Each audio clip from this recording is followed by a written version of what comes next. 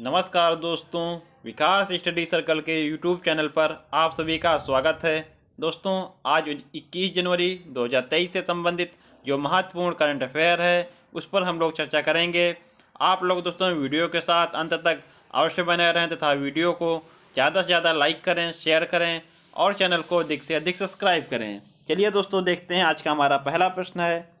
भारतीय सेना द्वारा किस देश के साथ पहला संयुक्त प्रशिक्षण अभ्यास साइक्लोन फर्स्ट राजस्थान में आयोजित किया जा रहा है? तो दोस्तों, भारतीय सेना और मिस्र के मध्य दोस्तों संयुक्त प्रशिक्षण अभ्यास, इसका नाम क्या है? Cyclone first. इसका आयोजन किया जा रहा है। ध्यान रखें दोस्तों, साइक्लोन फर्स्ट जो संयुक्त प्रशिक्षण अभ्यास है, इसका आयोजन किन किन देशों के मध्य हो रहा है? तो भारत और मिस्र के मध्य।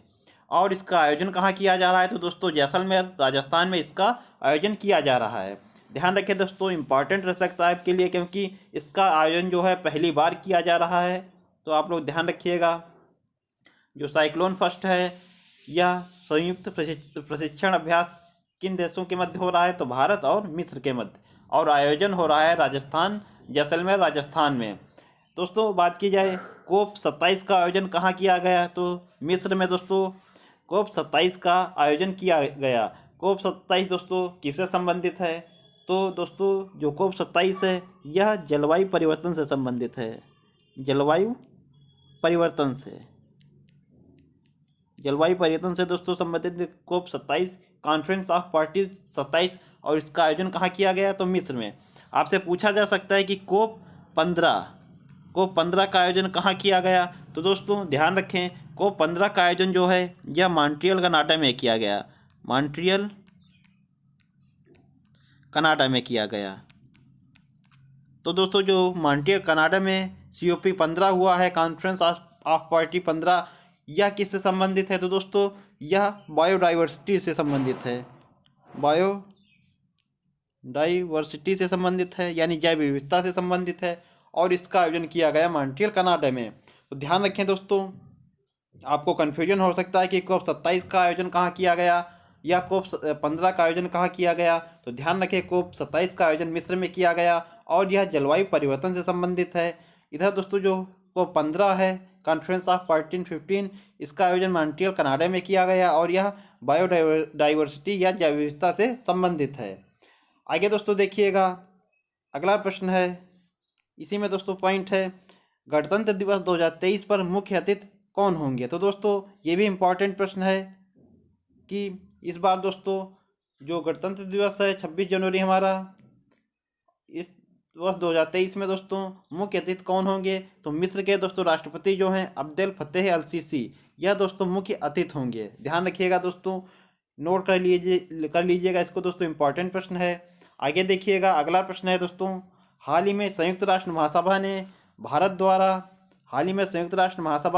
द्वारा सह प्रायोजित कौन से संकल्प को अपनाया है? तो दोस्तों जो संयुक्त राष्ट्र महासभा है या दोस्तों इसके द्वारा जो भारत द्वारा सह प्रायोजित संकल्प है लोकतंत्र के लिए शिक्षा, इसको दोस्तों अपनाया है। और इसका उद्देश्य क्या है? तो सभी को शिक्षा का अधिकार, या दोस्तों इसका उद्देश्य है। संयुक्त राष्ट्र महासभा दोस्तों इसे लोक संसद बोला जाता है, विश्व की लघु संसद। ध्यान रखिए दोस्तों आप लोग, ये दोस्तों संयुक्त राष्ट्र महासभा इसे विश्व की लोक संसद कहा जाता है। और इस समय दोस्तों प्रमुख इसके हेड कौन है संयुक्त राष्ट्र महासभा के? तो अब्दुल्ला शाहिद जो दोस्तों मालदीव के विदेश मंत्री हैं। ध्यान रखिएगा। आगे देखिएगा, अगला प्रश्न है, भारत में कितनी शास्त्रीय भाषाएं हैं? तो दोस्तों भारत में वर्तमान में 6 शास्त्रीय भाषाएं हैं। कौन कौन सी? तमिल, तेलुगु, संस्कृत, मलयालम, कन्नड़ और ओडिसी। ये दोस्तों 6 शास्त्रीय भाषाएं, जिसमें तमिल जो है यह सबसे पुरानी है और सबसे नवीनतम कौन है? तो ओडिसी। ध्यान रखिएगा, शास्त्रीय भाषाएं 6 हैं। अगर आपसे पूछा जाए शास्त्रीय नृत्य कितने हैं? तो दोस्तों शास्त्रीय नृत्य जो हैं वह 8 हैं। ध्यान रखिएगा आप लोग। आगे देखिएगा, अगला प्रश्न है, दूध से दही बनने में किस जीवाणु का प्रयोग होता है? तो दोस्तों लैक्टोबैसिलस जो है इस जीवाणु का प्रयोग होता है दूध से दही बनाने के लिए। जो दूध से दोस्तों दही बनता है यह कैसी क्रिया है? तो ध्यान रखिएगा, यह दोस्तों रासायनिक क्रिया है। दूध से दही बनना रासायनिक क्रिया है। और दोस्तों रासायनिक क्रिया कौन सी होती हैं? वे क्रियाएं दोस्तों जैसे इसमें दूध से दही बनना, हमने दूध से दही बनाया लेकिन पुनः दही से दूध हम नहीं बना सकते, तो दोस्तों इसमें दोस्तों हमने दूध से दही बनाया, दही से पुनः दूध नहीं बना सकते, तो यह रासायनिक क्रिया है। और जो दोस्तों जैसे कोई वस्तु है, जिसे पानी से आप लोग पानी से बर्फ़ बनाते हैं, और पानी से बर्फ़ बनाया आपने, बर्फ़ से पुनः पानी आप प्राप्त कर सकते हैं, तो यह दोस्तों कौन सी क्रिया होगी? यह क्रिया होगी आपकी भौतिक। तो ये चीज़ दोस्तों ध्यान रखिएगा। आप इससे जान सकते हैं कि कौन सी क्रिया रासायनिक होती है और कौन सी भौतिक क्रिया होती है। जिससे दोस्तों हम लोग कन्वर्ट जिसमें कर रहे हैं उसे पुनः वही वस्तु प्राप्त की जा सके, तो वह भौतिक परिवर्तन होगा। और जिससे दोस्तों हम लोग पुनः वही वस्तु प्राप्त ना कर सकें, वह होता है रासायनिक क्रिया। तो आगे देखिएगा दोस्तों, अगला प्रश्न है अंतर्राष्ट्रीय पर्यटन मेला। अंतर्राष्ट्रीय पर्यटन मेला इसका नाम क्या है? तो इसका नाम है दोस्तों फितूर 2023। इसके कौन से संस्करण का आयोजन मैड्रिड में किया जा रहा है? तो दोस्तों जो अंतर्राष्ट्रीय पर्यटन मेला है, इसका जो 43वां संस्करण है, इसका आयोजन मैड्रिड स्पेन में किया जा रहा है। आगे देखिएगा, अगला प्रश्न है विटामिन सी का रासायनिक नाम क्या है? तो दोस्तों विटामिन सी का रासायनिक नाम है स्कार्बिक अम्ल। ध्यान रखिएगा, विटामिन सी का रासायनिक नाम क्या है? तो स्कार्बिक एसिड। इसमें दोस्तों जो इसके अब बात की जाए कि विटामिन सी के स्रोत कौन कौन से हैं, तो जो दोस्तों खट्टे पदार्थ होते हैं, जैसे आपके नींबू, संतरा, ये दोस्तों जो खट्टे पदार्थ होते हैं, ये इसके विटामिन सी के प्रमुख स्रोत होते हैं। इसमें दोस्तों बात की जाए विटामिन सी, आपसे पूछा जा सकता है कि विटामिन ए, इसका रासायनिक नाम क्या है? Vitamin A. विटामिन ए का दोस्तों आपको पता होगा क्या रासायनिक नाम है? रेटिनॉल। रेटिनॉल। विटामिन बी दोस्तों, बी1 की बात की जाए तो दोस्तों विटामिन बी1 का रासायनिक नाम क्या है? तो थायमीन। विटामिन बी1 का रासायनिक नाम थायमीन है। विटामिन बी2 का, तो विटामिन बी2 का होता है दोस्तों राइबोफ्लेविन। राइबोफ्लेविन। उसके अलावा दोस्तों आपसे पूछा जा सकता है विटामिन बी7, ये ध्यान रखिए दोस्तों, काफ़ी इंपॉर्टेंट है विटामिन बी7। इसका दोस्तों नाम होता है बायोटीन। विटामिन बी7 जो है, इसका रासायनिक नाम होता है बायोटीन। इसके अलावा दोस्तों आप लोग विटामिन बी12, ये भी ध्यान रखें, बी12, इसका रासायनिक नाम क्या होता है? तो साइनोकोबालामिन। साइनोकोबालामिन। साइनोकोबालामिन। तो दोस्तों vitamin A, retinol, vitamin B one, thiamine, vitamin B two, riboflavin, vitamin बी7, बायोटीन और विटामिन बी12, ये दोस्तों साइनोकोबालामिन। तो दोस्तों इसमें आप लोग ये जरूर दोनों ध्यान रखें, विटामिन बी7 और विटामिन बी12, ये काफ़ी परीक्षाओं में पूछे जा चुके हैं। उसके अलावा दोस्तों बात की जाए अगर विटामिन सी, तो अभी मैंने बताया विटामिन सी का रासायनिक नाम क्या होता है? स्कार्बिक अम्ल। सी का होता है स्कार्बिक अम्ल। विटामिन सी दोस्तों स्कार्बिक अम्ल। और विटामिन डी की बात की जाए तो दोस्तों विटामिन डी होता है कैल्सीफेरॉल। Vitamin D calciferol. और विटामिन ई की बात की जाए तो दोस्तों होता है टोकोफेरॉल। टोकोफेरॉल। और उसके बाद कौन सा विटामिन बचा? उसके बाद बचा है दोस्तों विटामिन के। इसका दोस्तों रासायनिक नाम होता है फिलोक्विनोन। फिलोक्विनोन। तो ये दोस्तों जो हमारे विटामिन हैं, इनके रासायनिक नाम आप लोग ध्यान रखिएगा, परीक्षा में पूछा जा सकता है और पूछे गए हैं इनके रासायनिक नाम। विटामिन ए, इसका रासायनिक नाम क्या होता है? Retinol. Vitamin B one thiamine, vitamin B two riboflavin, और विटामिन बी7 का नाम क्या है? बायोटीन। विटामिन बी12 cyanocobalamin, vitamin C ascorbic acid, vitamin D calciferol, vitamin E tocopherol, और विटामिन के जो है इसका रासायनिक नाम है फ्लूक्विनोन। तो दोस्तों ध्यान रखिएगा, आप लोग इनको नोट कर लीजिएगा। आगे देखते हैं दोस्तों, अगला प्रश्न है ओजोन छिद्र की खोज किसने की? तो दोस्तों जो ओजोन छिद्र है, इसकी खोज की फॉरमैन ने। और जो ओजोन है, इसकी मापने की इकाई क्या है? तो डाप्सन इसकी मापने की इकाई है। दोस्तों ओजोन परत के संरक्षण के लिए 16 सितंबर 1987 को मॉन्ट्रियल दोस्तों कनाडा में मॉन्ट्रियल प्रोटोकॉल हुआ। तो ध्यान रखिएगा, आपसे पूछा जा सकता है कि मॉन्ट्रियल प्रोटोकॉल किससे संबंधित है? तो ओजोन परत संरक्षण से। और यह कब हुआ? तो 16 सितंबर 1987 को। दोस्तों इसीलिए 16 सितंबर को ओजोन संरक्षण दिवस मनाया जाता है। ओजोन संरक्षण दिवस। ध्यान रखिएगा। आगे दोस्तों देखिएगा, अगला प्रश्न है, हाल ही में चर्चा में रही India the Modi question documentary किसके द्वारा जारी की गई। तो दोस्तों यह जो डॉक्यूमेंट्री है इंडिया द मोदी क्वेश्चन, या BBC, दोस्तों आपको पता होगा जो ब्रिटेन की दोस्तों ये समाचार एजेंसी है, इसके द्वारा ही दोस्तों India the Modi question documentary जारी की गई। या दोस्तों भारतीय जो विदेश मंत्रालय है इसके द्वारा इस पर आपत्ति दर्ज की गई है। इसमें दोस्तों जो गुजरात में दोस्तों 2002 के दंगे हुए थे उस पर दोस्तों ये कुछ बनी हुई है, तो इसीलिए यह विवादित है। तो आप लोग ध्यान रखिएगा, इंडिया द मोदी क्वेश्चन या डॉक्यूमेंट्री किसके द्वारा जारी की गई, तो BBC के द्वारा। आगे देखिएगा दोस्तों, अगला प्रश्न है, 11वीं अनुसूची किस संविधान संशोधन के द्वारा जोड़ी गई। तो 11वीं अनुसूची किस संविधान संशोधन के तहत जोड़ी गई, तो 73वां जो संविधान संशोधन है 1992, इसके द्वारा ही 11वीं अनुसूची जोड़ी गई है। और ये लागू कब हुई, तो लागू हुई दोस्तों 24 अप्रैल 1993 को। दोस्तों जो 11वीं अनुसूची है यह संबंधित किससे है, तो पंचायती राज से संबंधित है। और इसमें 11वीं अनुसूची में कुल 29 विषय हैं। ध्यान रखिएगा दोस्तों, आपसे पूछा जा सकता है कि 11वीं अनुसूची कौन से संविधान संशोधन के तहत जोड़ी गई, तो 73वें संविधान संशोधन 1992 के तहत जोड़ी गई। लागू कब से हुई, तो 24 अप्रैल 1993 से। यह पंचायती राज से संबंधित है। इसमें कुल विषय कितने हैं, तो 29 विषय हैं। अगला दोस्तों प्रश्न देखिएगा, हाल ही में जारी 17वीं एसर 2022 रिपोर्ट का उद्देश्य क्या है। तो दोस्तों जो 17वीं एसर रिपोर्ट है 2022, इसका उद्देश्य है शिक्षा की गुणवत्ता बढ़ाना।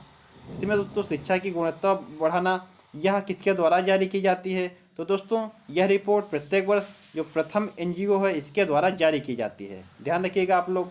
और इसमें दोस्तों यह जो रिपोर्ट है यह संबंधित है, अभी दोस्तों आपको पता होगा जो कोरोना काल चला, कोरोना दोस्तों महामारी, इसके बीच जो शिक्षा में दोस्तों गुणवत्ता में कमी आई है उसी पर निगरानी यह करती है जो NGO है, और उसी के तहत दोस्तों यह जो रिपोर्ट है यह जारी करती है। तो ध्यान रखें, जो ऐसा रिपोर्ट है यह किसके द्वारा जारी की जाती है, तो प्रथम NGO के तहत। और इस बार दोस्तों 17वीं जो है रिपोर्ट जारी की गई, और यह संबंधित किससे है, तो शिक्षा की गुणवत्ता बढ़ाने से।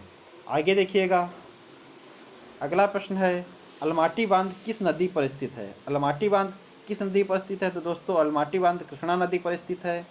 अगला है दोस्तों, भिलाई लौह इस्पात संयंत्र किसकी सहायता से लगाया गया। तो दोस्तों जो भिलाई लौह इस्पात संयंत्र है यह सोवियत रूस की सहायता से लगाया गया है।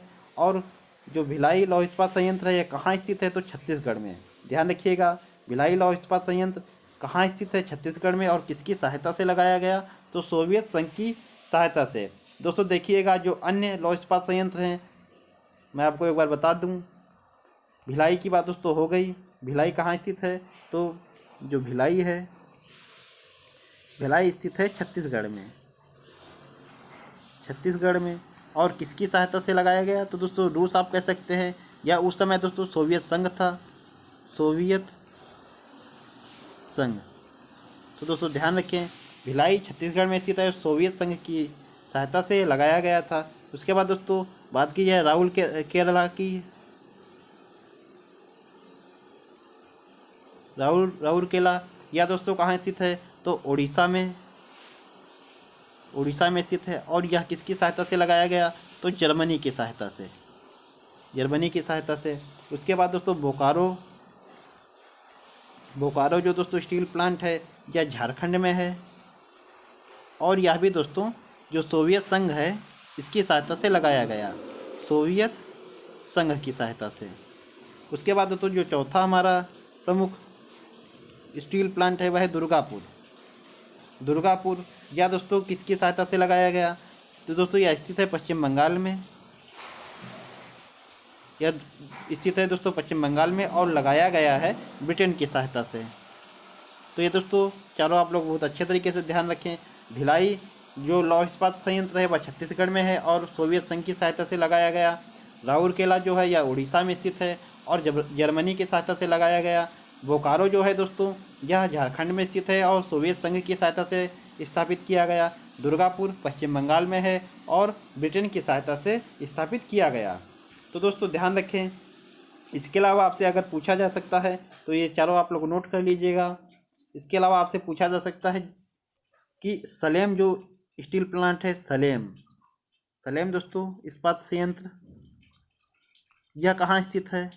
तो दोस्तों सलेम स्थित है तमिलनाडु में। यह भी आप लोग ध्यान रखें, सलेम हो गया दोस्तों। इसके अलावा दोस्तों विश्वेश्वरैया दोस्तों आपसे पूछा जा सकता है, विश्वेश्वरैया, यह आयरन एंड स्टील प्लांट है, आयरन एंड स्टील प्लांट। यह दोस्तों कहाँ स्थित है? तो यह स्थित है कर्नाटक में।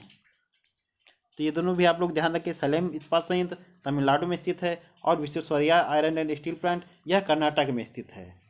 आगे देखिएगा दोस्तों, अगला हमारा प्रश्न है, टाटा बोइंग एरोस्पेस ने पहली बार भारतीय सेना के लिए कौन सा हेलीकॉप्टर डिलीवर किया है? तो दोस्तों जो बोइंग कंपनी है यह अमेरिका की है और टाटा जो कंपनी हमारे भारत की, इन दोनों ने दोस्तों आपस में सहयोग करके पहली बार भारतीय सेना के लिए कौन सा हेलीकॉप्टर डिलीवर किया है? तो AH-64 अपाचे। ध्यान रखिएगा दोस्तों, इसका नाम क्या है? AH-64 Apache. दोस्तों आपसे पूछा जा सकता है कि प्रचंड क्या है? तो प्रचंड है दोस्तों हल्का लड़ाकू हेलीकॉप्टर, लाइट कॉम्बैक्ट हेलीकॉप्टर प्रचंड। आगे देखिएगा, अगला प्रश्न है, छत्तीसगढ़ के किस राष्ट्रीय उद्यान में दुर्लभ नारंगी रंग के चमगादड़ की प्रजाति देखी गई है? तो दोस्तों जो छत्तीसगढ़ में कांगेर घाटी राष्ट्रीय उद्यान है, इसमें ही दुर्लभ नारंगी रंग के चमगादड़ की प्रजाति देखी गई। और इसका नाम क्या है? जो ये दोस्तों प्रजाति देखी गई चमगादड़ की, इसका नाम है पेटेंट बैट, इसका नाम है। और यह दोस्तों प्रजाति जो है वह विलुप्त प्राय प्रजाति है, ध्यान रखें। दोस्तों आपसे पूछा जा सकता है कि गुरु घासीदास नेशनल पार्क और इंद्रावती नेशनल पार्क कहाँ स्थित हैं? तो ये भी दोस्तों दोनों छत्तीसगढ़ में स्थित हैं। गुरु घासीदास राष्ट्रीय उद्यान और इंद्रावती राष्ट्रीय उद्यान, ये दोनों दोस्तों छत्तीसगढ़ में स्थित हैं। आगे देखिएगा, अगला प्रश्न है, देश में पहली बार किस राज्य द्वारा छात्राओं को 60 दिनों का मातृत्व अवकाश देने की घोषणा की गई?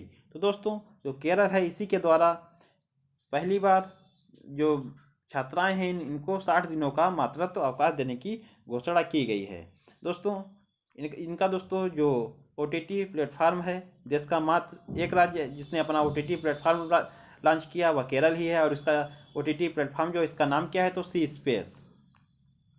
स्पेस का नाम है, ध्यान रखें आप लोग। आगे देखिएगा, राष्ट्रीय बालिका दिवस कब मनाया जाता है? तो 24 जनवरी को राष्ट्रीय बालिका दिवस मनाया जाता है। अगला प्रश्न है, दांडी मार्च से किस आंदोलन की शुरुआत हुई? तो दोस्तों जो दांडी मार्च है यह कब से कब तक चला? तो 12 मार्च 1930 से 6 अप्रैल 1930 तक दांडी मार्च चली। और इसके द्वारा दोस्तों जो सविनय अवज्ञा आंदोलन है इसकी शुरुआत की गई। सविनय अवज्ञा आंदोलन की शुरुआत हुई दांडी मार्च के से दोस्तों इस आंदोलन की शुरुआत की गई। आगे देखिएगा, अगला प्रश्न है, पहला विधि आयोग किसकी अध्यक्षता में बनाया गया? तो दोस्तों जो पहला विधि आयोग है यह मैकाले की अध्यक्षता में बनाया गया। और कब बनाया गया? तो 1834 ईस्वी में। ध्यान रखिए दोस्तों, पहला विधि आयोग किसकी अध्यक्षता में बनाया गया? मैकाले की। और कब? तो 1834 ईस्वी में। और बात की जाए आज़ाद भारत का पहला विधि आयोग 1955 ईस्वी में बना, MC सीतलवाड़ की अध्यक्षता में। ये भी ध्यान रखें दोस्तों, आज़ाद भारत का पहला विधि आयोग 1955 ईस्वी में MC सीतलवाड़ की अध्यक्षता में बनाया गया। आगे देखिएगा, आठवां विज्ञान साहित्य महोत्सव 2023 का आयोजन कहाँ किया जाएगा? तो दोस्तों जो विज्ञान साहित्य महोत्सव है 2023 कौन से क्रम का है? तो 8वां है दोस्तों। और इसका आयोजन कहाँ किया जाएगा? तो भोपाल मध्य प्रदेश में इसका आयोजन किया जाएगा। जो दोस्तों ये विज्ञान साहित्य महोत्सव है इसका नाम क्या है? तो विज्ञानिका, इसका नाम जरूर ध्यान रखें, नाम है विज्ञानिका। और इंडिया इंटरनेशनल साइंस फेस्टिवल द्वारा आयोजित किया जा रहा है। आगे देखिएगा, वर्तमान में विधि आयोग के अध्यक्ष कौन है? तो दोस्तों ऋतुराज अवस्थी जो हैं वर्तमान में विधि आयोग के अध्यक्ष हैं। और आज़ाद भारत के पहले विधि आयोग के अध्यक्ष कौन थे? तो MC सीतलवाड़। और वर्तमान में विधि आयोग के अध्यक्ष कौन है? तो ऋतुराज अवस्थी। दोस्तों बात की जाए वित्त आयोग की, तो पता है आपको अनुच्छेद 280 में वित्त आयोग का वर्णन है। और 15वें वित्त आयोग के अध्यक्ष वर्तमान में कौन है? तो NK सिंह। 15वें वित्त आयोग के अध्यक्ष कौन है? तो NK सिंह। और पहले वित्त आयोग के अध्यक्ष कौन थे? तो KC नियोगी जो हैं दोस्तों यह पहले वित्त आयोग के अध्यक्ष थे। आगे देखिएगा, अगला प्रश्न है, राज्यपाल की अध्यादेश शक्ति कौन से अनुच्छेद में है? अनुच्छेद 213 में। राज्यपाल की अध्यादेश शक्ति है और राष्ट्रपति की अध्यादेश शक्ति अनुच्छेद 123। ध्यान रखिए दोस्तों। अगला प्रश्न है, जीवित कोशिका की खोज किसने की? तो ल्यूवेनहॉक ने दोस्तों जीवित कोशिका की खोज की थी। आज का हमारा अंतिम प्रश्न है, वेल्थ ऑफ नेशन के लेखक कौन है? तो दोस्तों जो एडम स्मिथ हैं यह वेल्थ ऑफ नेशन के लेखक हैं। ध्यान रखें दोस्तों। ये थे दोस्तों आज के हमारे करंट अफेयर की दृष्टि से बहुत ही महत्वपूर्ण प्रश्न। आशा करता हूँ आप लोगों को वीडियो पसंद आया होगा। दोस्तों वीडियो पसंद आया हो तो वीडियो को लाइक करें, शेयर करें और चैनल को अधिक से अधिक सब्सक्राइब करें। मिलते हैं दोस्तों अपने अगले वीडियो में, तब तक के लिए आप लोगों को बहुत बहुत धन्यवाद। जय हिंद दोस्तों।